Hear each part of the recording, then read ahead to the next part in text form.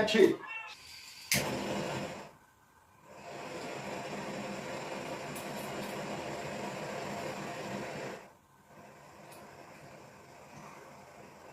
Sinema yerler kez oraya giderdi tekrar. Kahve şirketleri o gider çıkıyor geçti. Daha çok çağırdı. Soruları kullandı. Arkadaşlar bunları rapor gerek. Kullanımdan test götürdü. Divarda reklamı verdi. Reklamı bana reklamı böyle divardan bile tabii bir içeri tırıklar getirdi. Sinema yerler kez oraya giderdi tekrar. Kahve şirketleri o gider çıkıyor geçti. Daha çok çağırdı. Daha çok çağırdı. Gözler borca göre bu ne verdi. Daha çok çağırdı. Nenem yazmamıştı. Pazar gördü. Biz de üç kardeş gelmişiz. Eli boş elimizde çomak. Yani gelmişiz nenem bakır gördü. O zaman derdi elimizde şey. Eline bir şey yok. Biz de verek o zaman para açma der. Nenem başkalı topladı. Biz de bir tane ceza sayılır. Nenem bizim oldu. Böyle diye. Hadi topumu ben sana ben 9 aylarında zahmet çekmemişim. Nereysən burada? eti quşuya qabdırıram. Nereysən Rıza?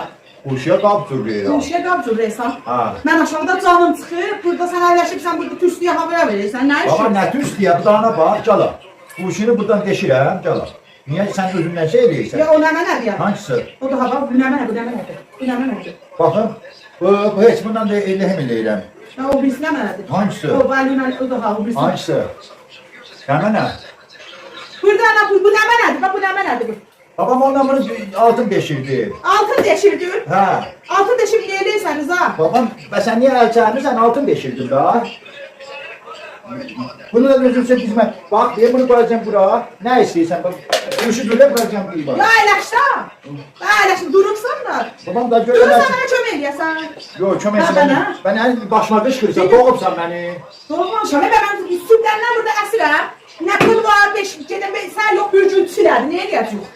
Ayə, hələ səhər yox, bir günə çox qalır. Mən də deyirəm, nə deyir? Bəs qonağımız gəlir, mən aşağıda nə zaman Hoş verirəm? gəlir, sabah gəlir. Qonaq gələndə əlində gətirəcək. Hə, Əli boş biraz- gəl.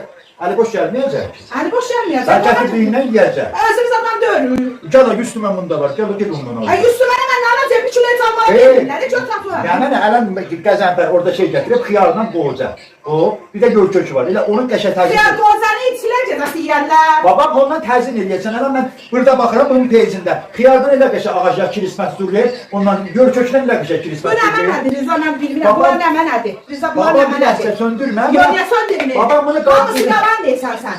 Bir toy yalan deyirsən, göt atlar, mən ədəm oşda, yer bu tərəfə. Allah, necə bir səpə əlində qaldı. Səpə əlində qalacaqsan, mən əvvəl fazla Bunu qoy. Tənə sənə mən deyirəm ki,